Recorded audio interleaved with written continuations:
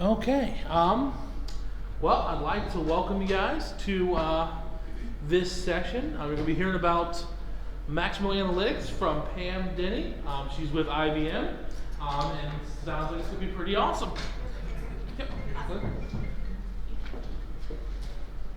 Hey everybody, how you doing? Well, I always like to start out and see what versions of Maximo people are on. Anybody here on 7.6?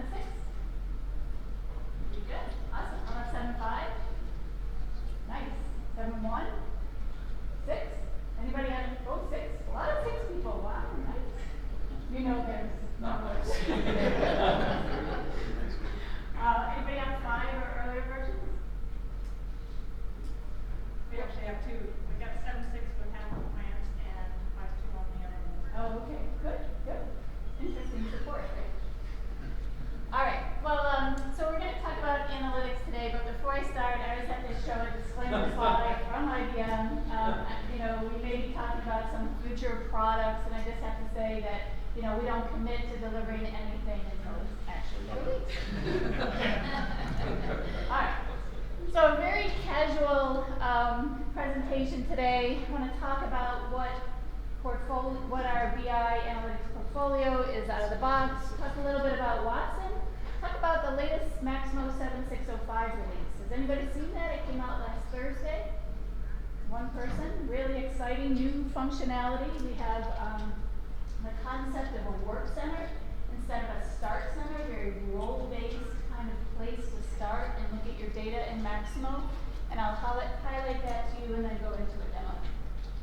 But again, if you have any questions, stop me at any time. So we all love Maximo. It's a great product. But where we can see the true value of Maximo is when we can answer these questions. What's my asset downtime? How about those asset failures? Are they increasing? Are they decreasing? What about my work order costs? Are some of my work orders costing more than others, and why? What about my compliance? My own internal work schedule compliance, my vendor compliance?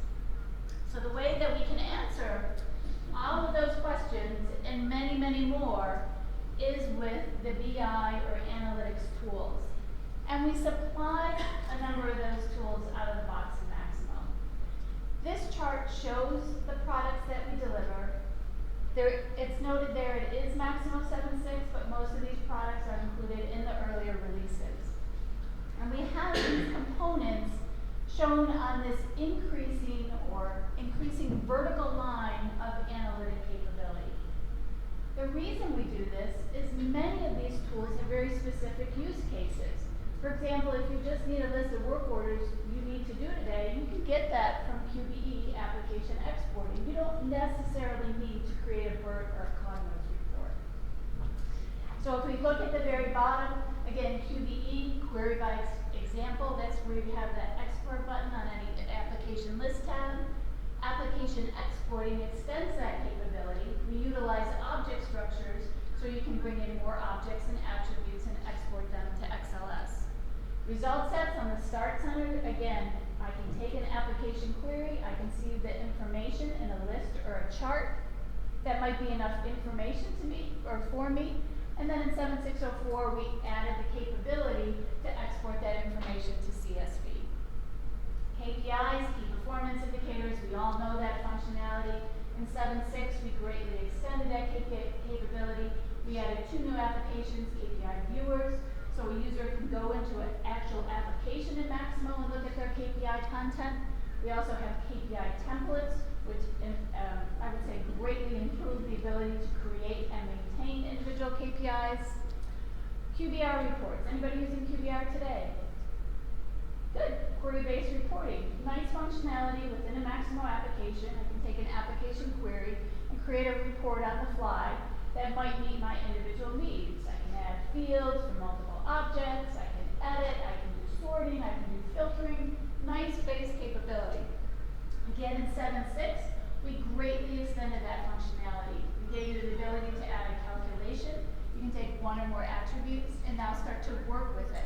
Maybe, for example, I want to add all my actual costs, my labor, my material, tools, and service, and combine that in one individual field on a report. I can do that with QBR.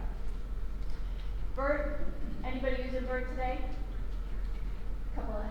example, and I told it with a frown.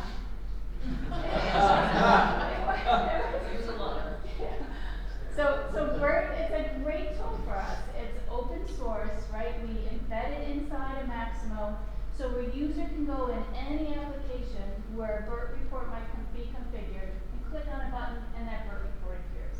For many users, that's perfect, right? They don't want to know what tool is being used. They just want that information in a very seamless manner. And then Cognos. Anybody using Cognos today? One hand over here. Anybody else? Okay, with Maximo 7.6 is actually a wonderful feature that we're giving you. In 7.6, everyone is directly entitled to the Cognos BI server components. So that's all of Cognos reporting tools. Tools like Report Studio, Query Studio, Cognos Workspace, and Workspace Advanced. Cognos is an extremely powerful reporting tool. The other thing I want to mention about this license is it is restricted to Maximo data only, but a huge selling point is there is no role restriction with that license. If you have 100 Maximo users, those 100 users are entitled to use Cognos, and it doesn't matter if they're an end user, a developer, an administrator. So huge, huge functionality that's available to you with 7.6. So what about these tools? Well, when we look at the three tools, Cognos, BERT, ad hoc reporting, we categorize them as IT enterprise reporting tools. Well, why is that important? Well, there are traditional tools. Traditional tools meaning I need someone to install those tools, whether it's the BERT designer or the Cognos framework manager or the other Cognos tools. I need someone that's looking at the administration, at the upgrade, that's actually going to develop a report. Huge time commitments there. We estimate at the low end, every single time you create a custom report, it's $10,000. Think of the time it takes to identify the report need, create a specification, turn it over to a developer, they create it, it goes back to the end user, they change their mind. This is a continuous cycle. Once the design is finalized, they find bugs, etc. Huge, huge time commitment. But that's what we associate and that's what we identify with our IT enterprise reports. But you've all seen slides like this, and basically, technology is changing the way we work today. Our users are more skilled, we're more skilled, our users are on all the time. And because of the way the world is changing, it is severely impacting our IT enterprise analytic tools. So for example, I talked about that BERT report and the Cognos report. To do that, you have to be highly skilled. There's a commitment for training. There's a commitment for continually using that. I was talking to someone earlier, and they used to write Cognos reports, and then they went off on another job and had to come back to writing Cognos report, and they felt like they had to start all over again. If I create a Cognos report, oftentimes what I'm looking at is predefined. So for example, in Cognos, it's a model. That model is predefined, and that's great in many cases. But if I'm developing a report and realize I need to bring in another object or attribute that's not in that data set, I've got to go back to IT. I got to get IT to change that model for me. A lot of time commitment. Data refinement is limited. The complex installs lead to slower deployments. We have heard over and over again from clients that they install Maximo, and what's the last thing that they think about? Reports. The very last thing, right? And by the time reports come along, oh, quick, do I have to make a decision? I don't have any training dollars left, right? So I've used that all up on Maximo, and it just makes everything longer and longer to get those critical reports to our users. And then again, everything is very IT heavy. So with this, we are so excited to add a new component to our BI portfolio, and that is Watson Analytics. Anybody heard of Watson Analytics or using it today? I'm using it. Good, good, excellent. That's a good starting point. So what is Watson and why is it different? Watson is what we call user analytics. It's targeting a user. It's not necessarily targeting IT. It's very different from, again, Cognos BERT PBR. First off, there's no install. Watson Analytics is a cloud-based solution. There's no heavy models involved. Watson simply works with a CSV file. There's no heavy development skills. You don't have to go to training.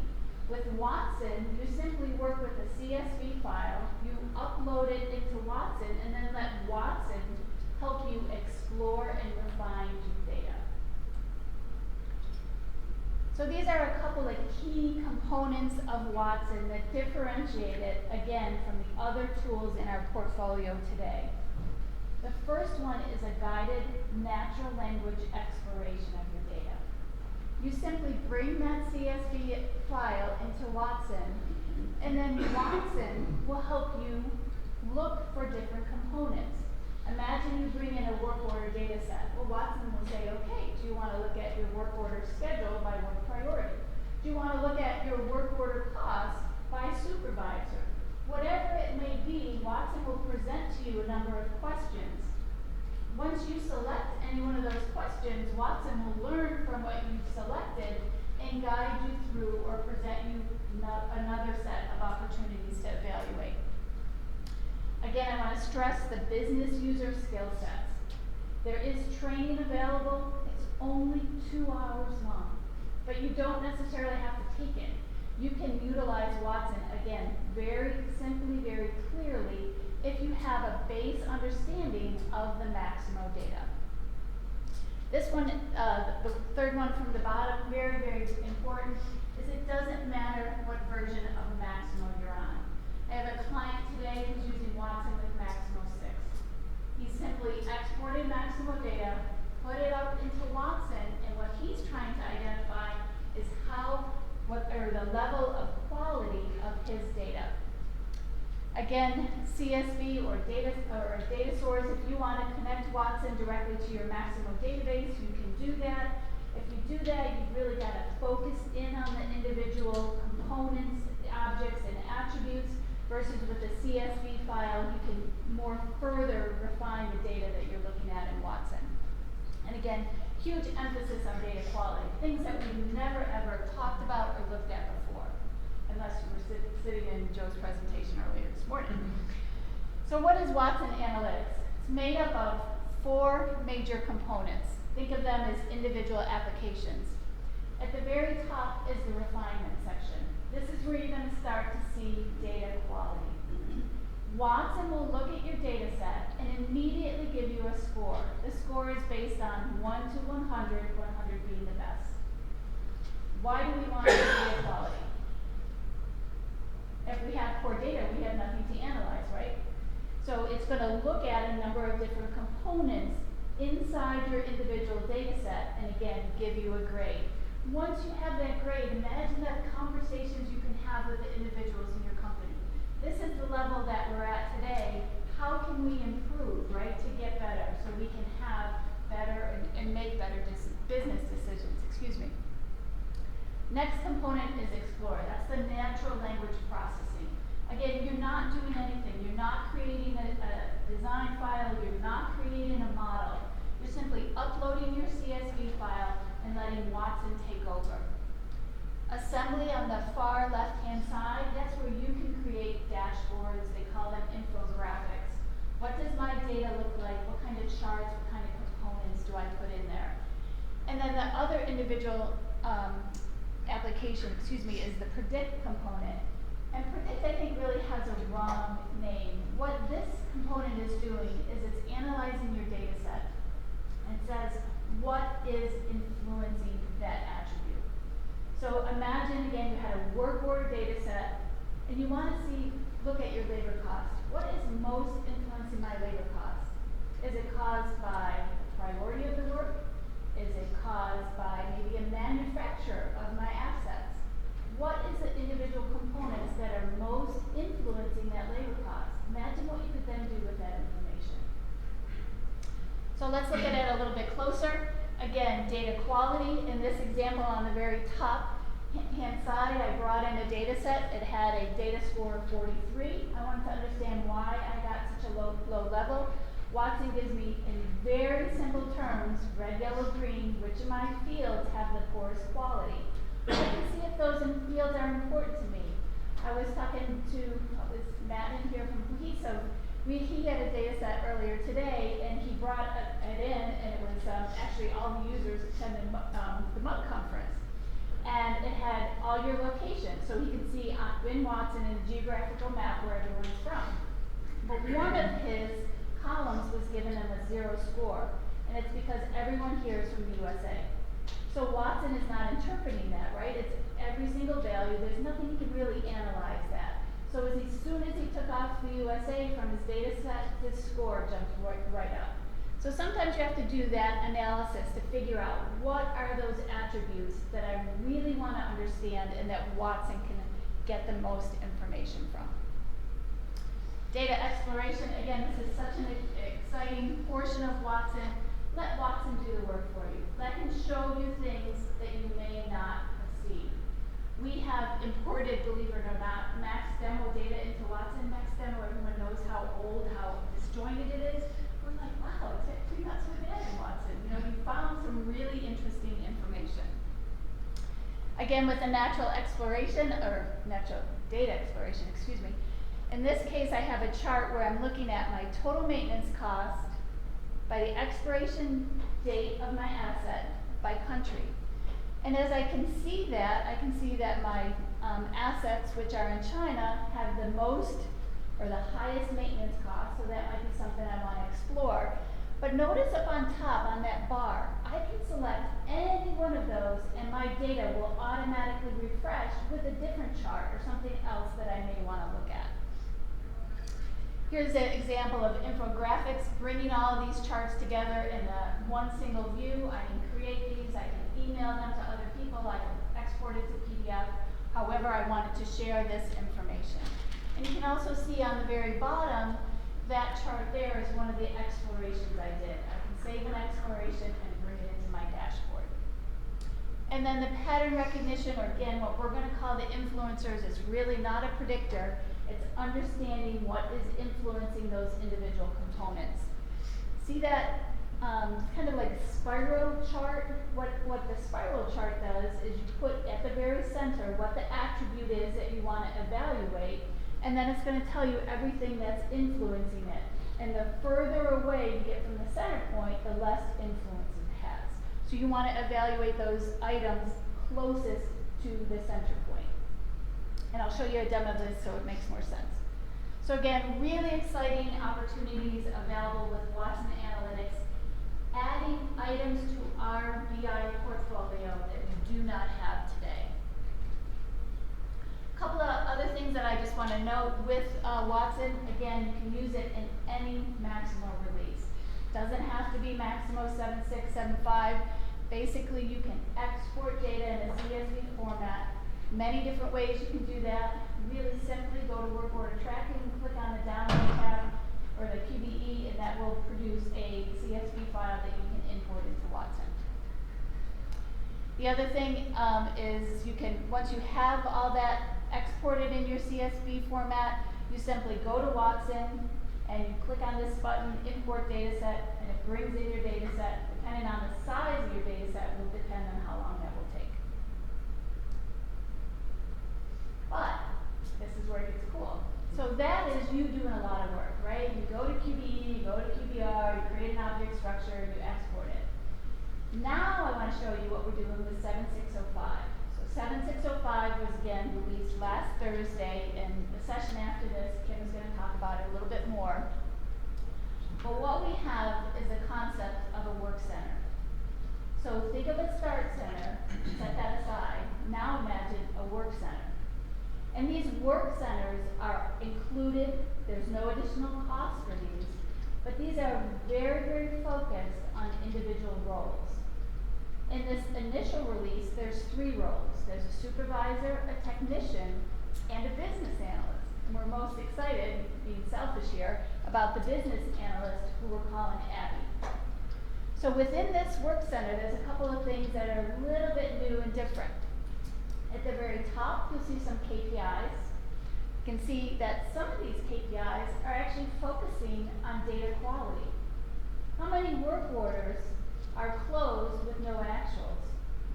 How many work orders that are either emergency or corrective work don't have any failure codes, problem cause, remedy reported? Critical information that Abby as a business analyst needs to analyze data. You're also going to see some weather data. You might have heard IBM has this new agreement with weather.com, so we're now incorporating weather into Maximo. Now you'll also see 3 what we call containers. These are the individual kind of components of work, I guess I would call them, and think of them in the Start Center mode as a portlet. Each one of these components or categories give her different items that she can act on as, again, a business analyst. If you look at the far left-hand side, you're going to see a number of charts. These charts are presented purposely very differently than we have in the Start Center today. In the Start Center, we have 2 types of charts, right? A pie or a bar. Look at all the different chart types that we can now have. I can work with those chart types. I can change the chart type. If I don't like that geomap, I can change it. If I don't like the donut chart, I can change it. I can also filter dynamically on those charts.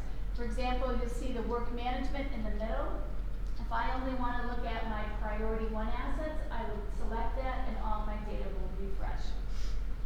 But now what I really want to focus on is the far left-hand side, and that's the data sets.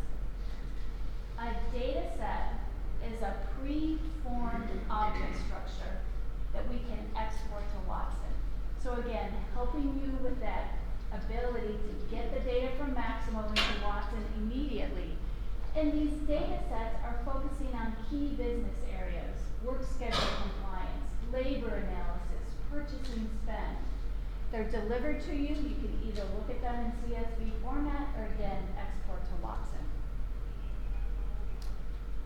So here's a little bit more information about the work centers. Again, it's a different UI. It's based on Google Polymer technology.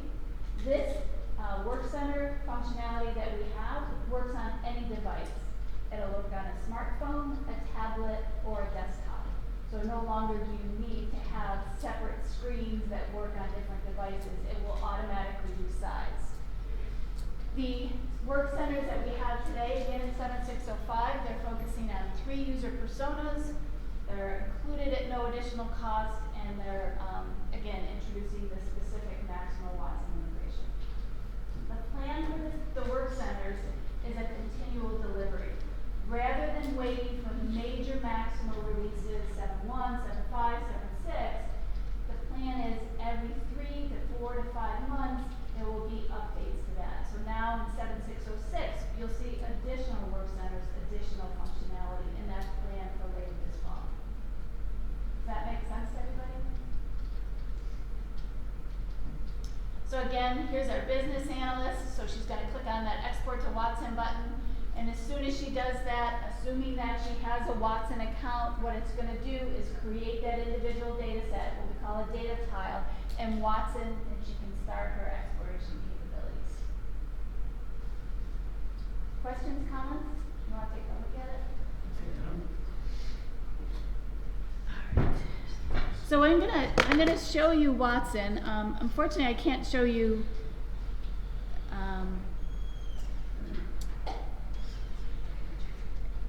I'll show you a couple things. So this is a YouTube channel. It's in the package, and I just want to highlight that there is a number of work center videos. So again, this is in Maximo 7605. So if you ever want to go back and look at these, there's all the different videos available of the business analyst, how she exports data to Watson, and all the different tools. Oh, we don't want to. Hi, my name is. No, we don't want to watch that.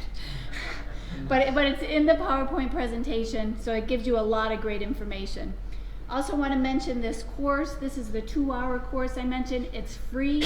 It's really nice. You know, even if you're not really sure if you're going to take Watson or use Watson, it never hurts to you know, add more knowledge to your portfolio. It's one of the courses that I slide down here. These are the individual components it's made up of.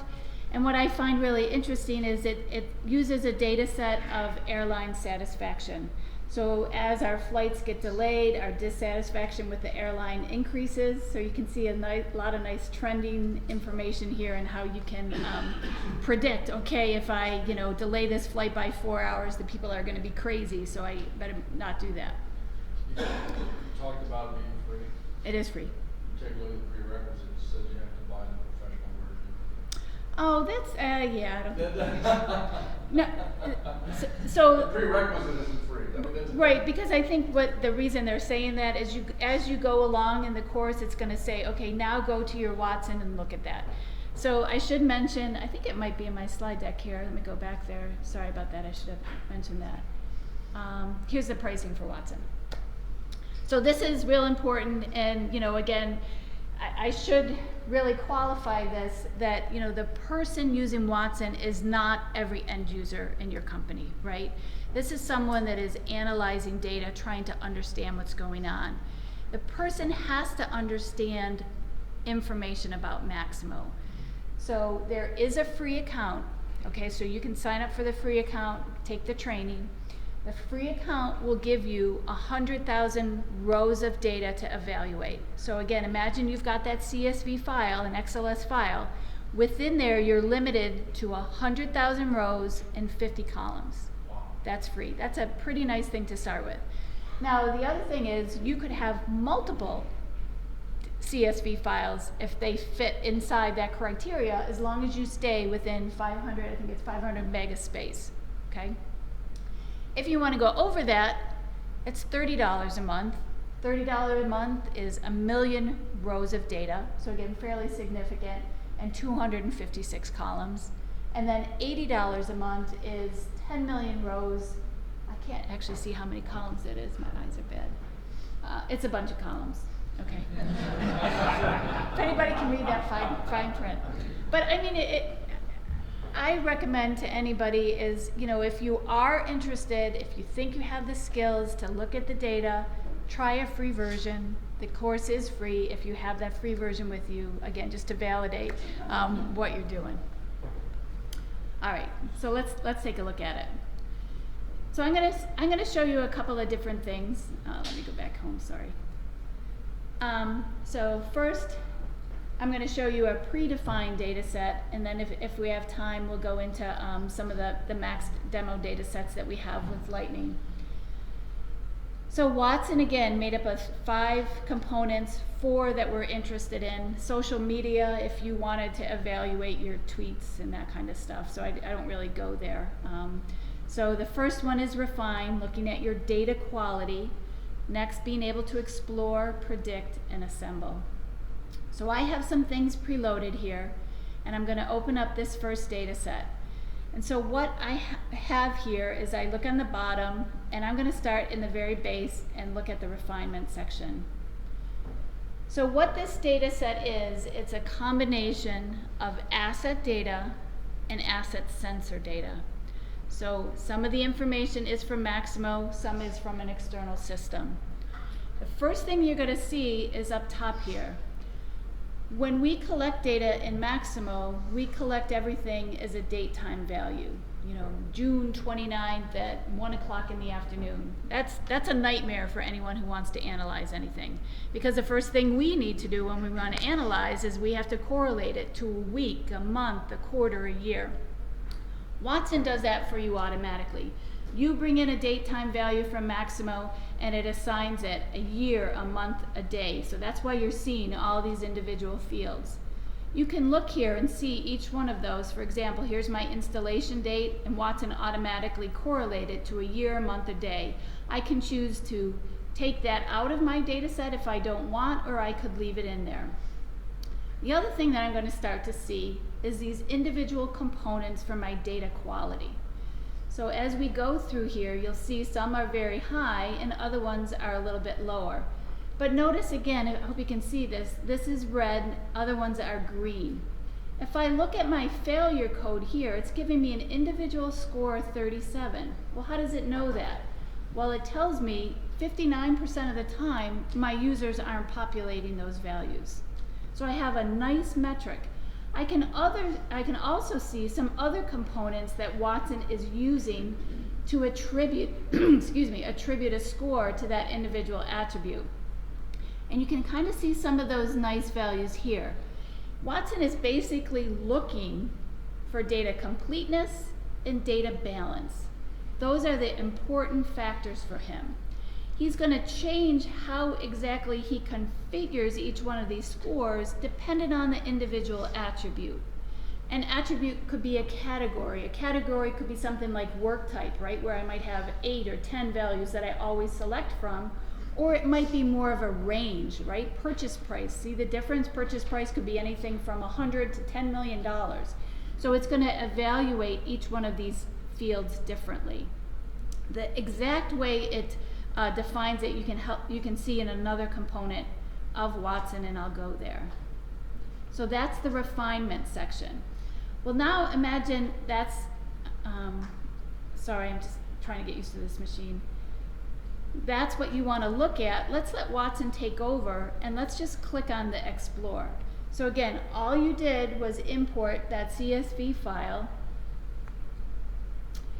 and now we're saying to Watson, okay, what can I look at? So he's presenting me all these questions. I haven't selected anything.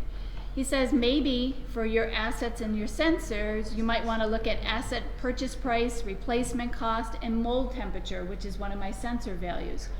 Or maybe you want to look at total maintenance costs by the year of the last failure in the city, or cavity pressure. Well, let's just take this one. Let's look at a breakdown of total failures by the date of the last failure in country. So all I do is I select that, and Watson presents this information to me. So what am I looking at? I'm looking at the total number of failures by the date of the last failures and the country.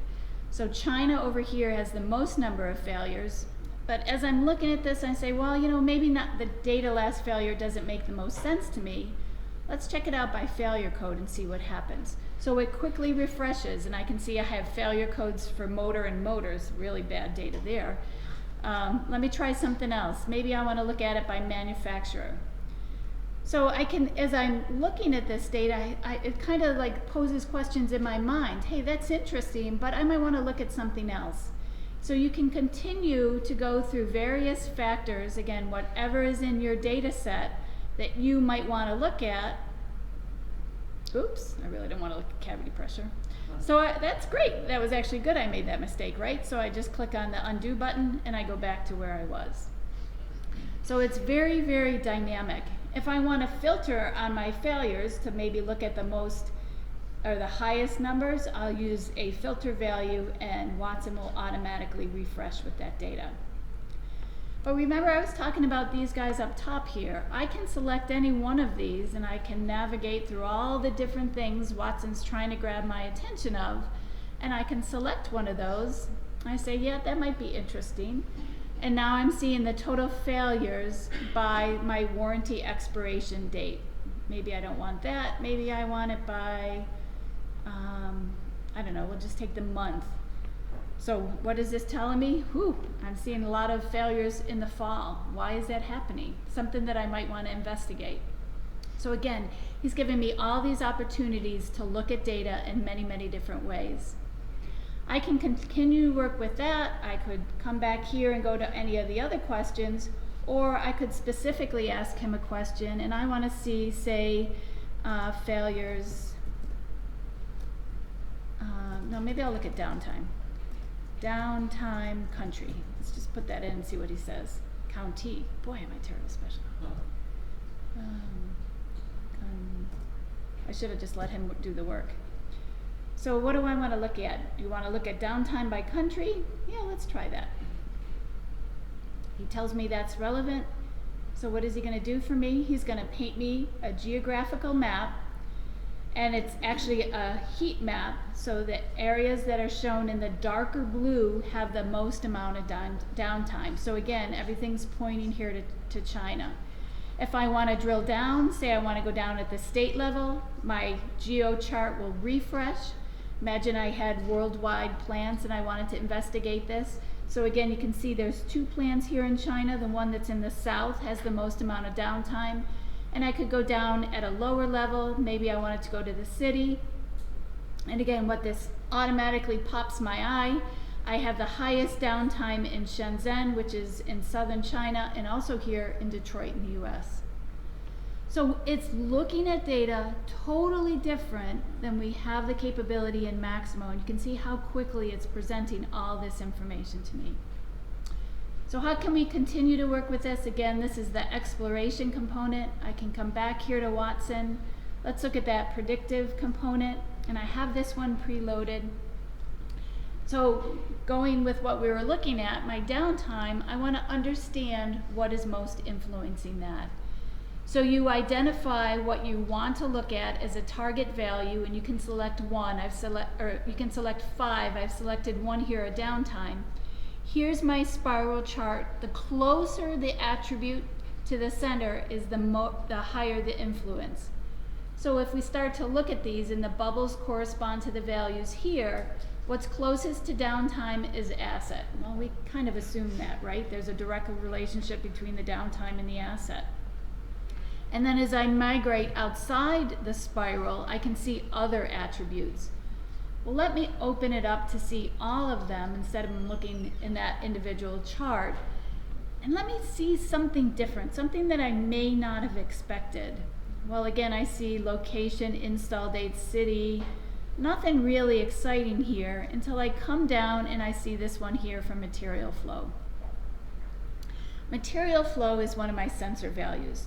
And what this is telling me is this individual sensor value is driving my downtime or influencing it by 67%. So imagine you have a number of sensor readings. They either go above or below the control limit.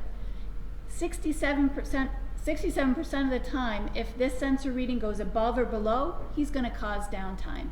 So I immediately would want to put some triggers on that, right? So I can take corrective actions before I have downtime occur. And you can see all the individual components within Watson if you're interested, all the different statistical details. If anybody is a statistician, I did not do well in that course. The other thing that you can do is, now that I know that, is I could actually come over here, and on the very bottom, this is my data set. And what I want to do is I want to find my material flow, and I want to drag him on my spiral chart to see where he fits. So he fits down here, and in very simple English, Watson tells me that material flow again is influencing downtime by 67%. But Watson says, hey, if you look at material flow, but you combine him with the install date of the asset, then you have an influence of your downtime by 98% of the time. So that really catches my eye. I can open that up. And do I expect that the age of the asset is very young or very old, right? Both of those portions of an asset life cycle we know have high downtime. And again, this is a component that I could use to make sure that these particular sensor readings on those ages, specific age of the asset, I'm going to make sure that I have some sort of a trigger set up. So again, this is the influencer component of Watson. We talked earlier about the data quality. This is a different view of your data quality. In this area, it's going to go through each one of your fields. I tend to like this kind of report better than the other one. But here's all the fields in my data set. I can see in one simple location who's green, who's yellow, who's red. I can go down on any one of those and look for the particular readings. Oh, I can't seem to navigate down here. I'll see if I can't do this. Well, this gives me the specific components of how it actually analyzed the data. In this case, recorded year. It doesn't have any missing values or outliers, so it's a pretty decent component. I wish I could go down here. Here I am. Sorry, new computer for me. Failure code. Oh, it says it's unusable because I don't have enough data in there. My hierarchy. Did you guys able to see that, or did I go too fast? Again, it's telling me what categories are most influencing it, what has the lowest frequency. And then I can also come down here and I can see which fields have outliers. Imagine, when you're buying equipment, most of your equipment is between, $10,000 and $1 million. All of a sudden you have somebody coming in, it's, $10 million. He's an outlier. He's going to skew the grading for that particular attribute. And again, the imbalance components that we talked about. And then how do I bring this all together? Really simply, again, we refined the data, we explored it, we looked at what's influencing it. The last component is an assembly.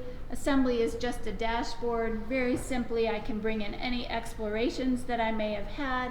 Here's the one that we have for our downtime by country. I can look at my maintenance cost.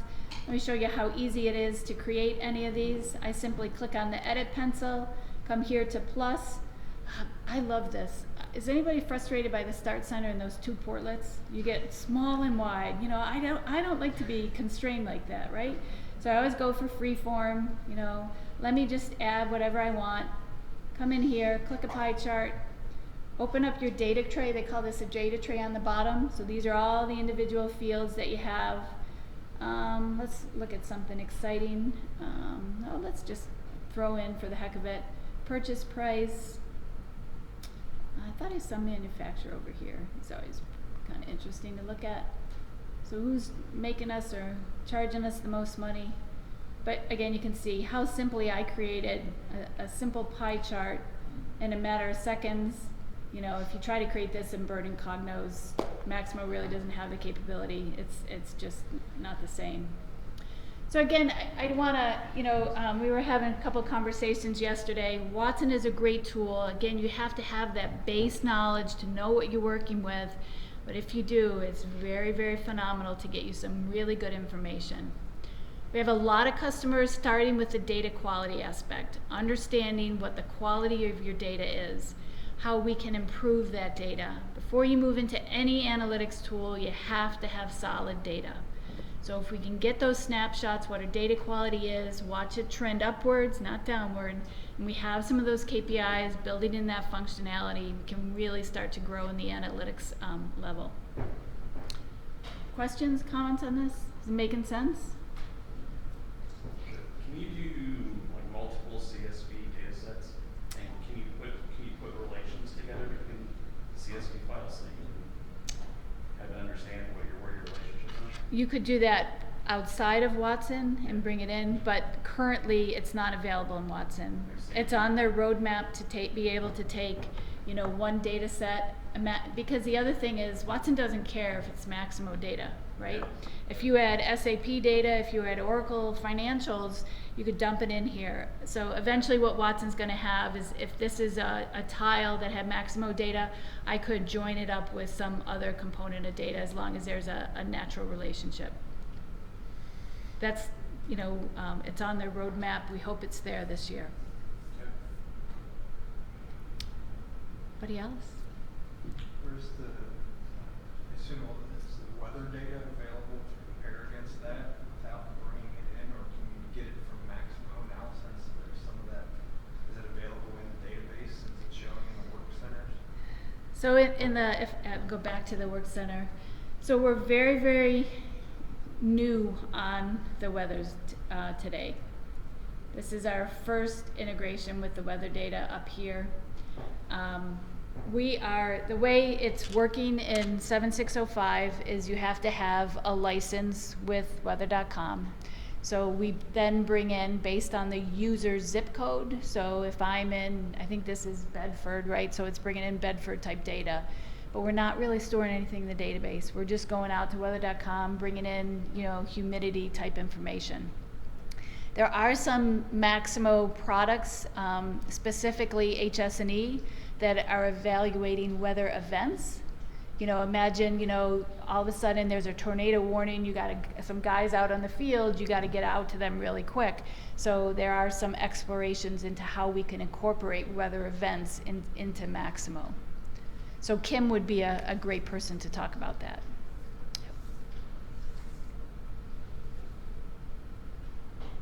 Anybody else? Yep.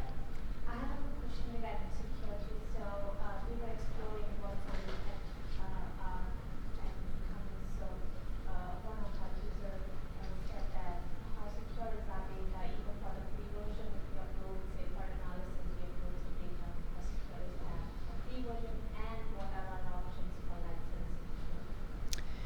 So what happens is there is a white paper with Watson. It's the question was on Watson security. So there is a white paper on the security, and I can make sure you guys have it. It talks all about, you know, where the data centers are, how the data is secure. Watson doesn't say, you know, if you're not paying any money, it's not going to put it in a different data center versus if you're paying $80 a month. The data centers are all in North America. We do have some concerns from people in Europe or Australia. They don't want to go cross borders. But the data centers are all in North America. There are some federal cloud security standards that Watson is currently not compliant with. For example, TVA was looking for FedRAMP compliance. Watson isn't there yet. It's on their roadmap. But I can definitely send you the white paper that talks all about the information that I guess I would call it more of an FAQ where people ask questions about the Watson security. So after you upload your data and you finish your analysis and you log off, does Watson just dump your data?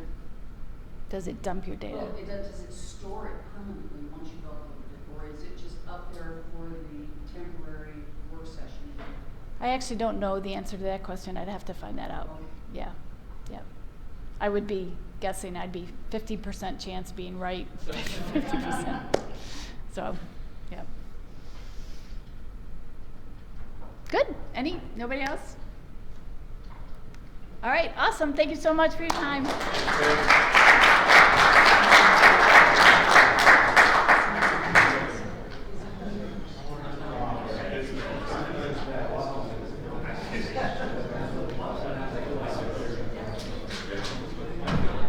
Just trying to sign out.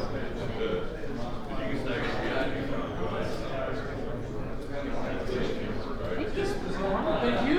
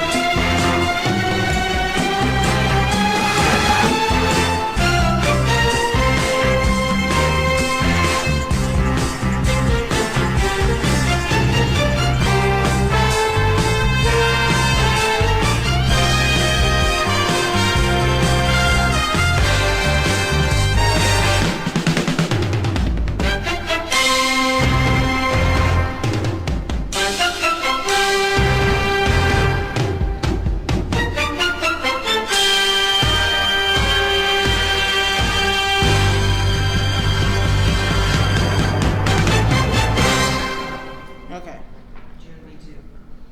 I'm just gonna turn this off. Yeah, we got And 10 minutes still. I got a video for you.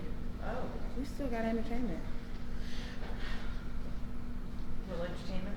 Mm-hmm.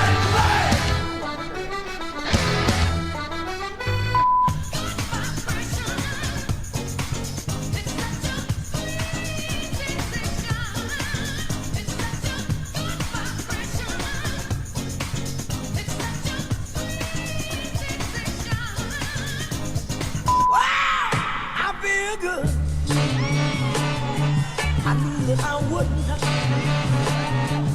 I feel good. I knew that I wouldn't. So good, so good. I got you. Wow. Take me by the tongue and I know you. Kiss me till you're drunk and I'll show you all the moves like Jagger. I've got them moves like Jagger. I've got them moves like Jagger. I don't need to try to control you. Look into my eyes and I'll own you with them moves like Jagger. I've got them moves like Jagger. I've got them moves like Jagger. Baby,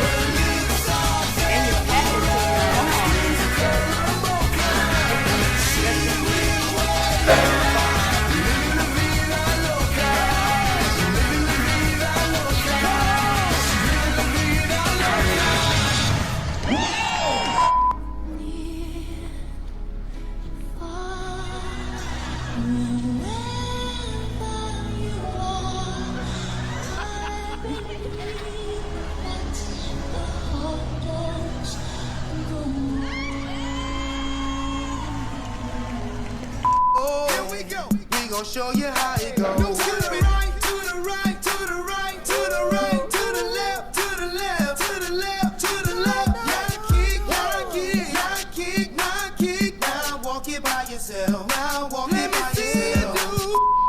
all the shorties in the club, let me see you just back it up, drop it down, let me see you just get low, scrub the ground, let me see you just push it up, let me see you just Wobble baby, wobble baby, wobble baby, wobble, yeah. Wobble baby, wobble baby, wobble baby, wobble, yeah. Wobble baby, wobble baby, wobble baby, wobble, yeah. Wobble baby, wobble baby, wobble baby, wobble. Shake that. Shake that.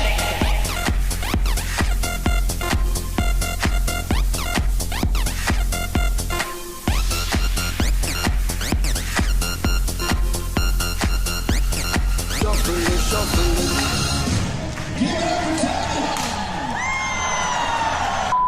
tu cuerpo alegría Macarena, tu cuerpo para dar la alegría y cosas buenas. Dale tu cuerpo alegría Macarena, Macarena. Hello.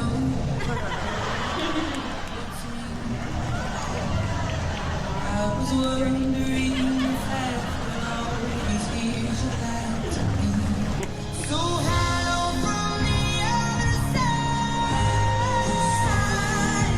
I must have called 1,000 times to do.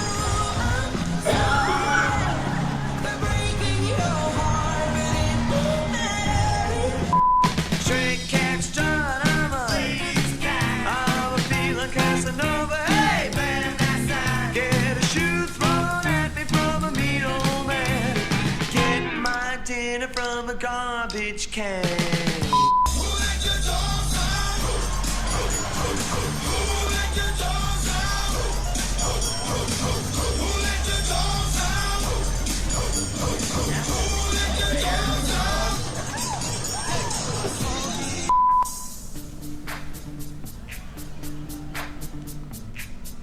Yo, VIP. Let's kick it. Ice, ice, baby. Ice, ice.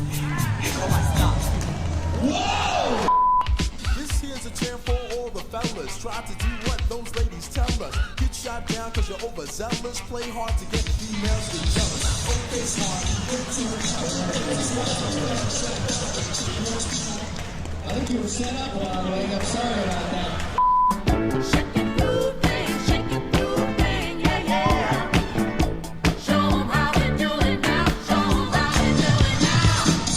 Let's go!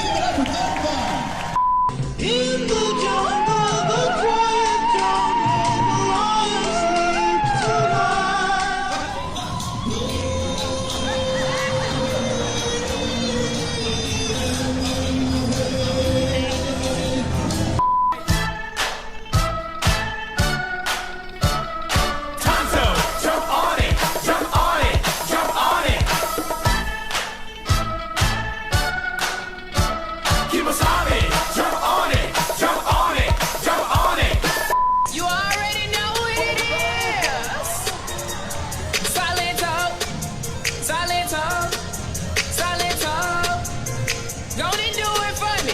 Now watch me whip. Kill it. Now watch me nay nay. Okay. Now watch me whip, whip. Watch me nay nay. Why me do it? Now watch me whip. Kill it. Watch me nay nay. Okay. Now watch me whip, whip. Watch me nay nay. Can you do it? Now watch me. Ooh, watch me. Watch me. Ooh, watch me. Watch me. Ooh, watch me. Watch me. Ooh, okay. Ooh. We're gonna trip in our favorite rocket ship, zooming through the sky. Little Einstein, climb aboard, get ready to explore. There's so much to find.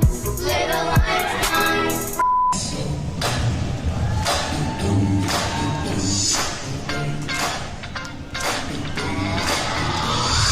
This is that ice cold Michelle fight for that white gold. This one for them hood girls, them good girls, straight masterpieces. Stylin', wildin', living it up in the city. Got Chuck's on with Saint Laurent. Gotta kiss myself, I'm so pretty. I'm too hot. Call the police and the fireman. I'm too hot. Make a dragon wanna retire, man. I'm too hot. Say my name, you know who I am. I'm too hot. And my band about that, but break it down. Girl, sent you hallelujah. Girl, sent you hallelujah. Girl, sent you hallelujah. 'Cause Uptown Funk don't give it to you. 'Cause Uptown Funk don't give it to you. 'Cause Uptown Funk don't give it to you. Saturday night and we in the spot. Don't believe me, just watch. We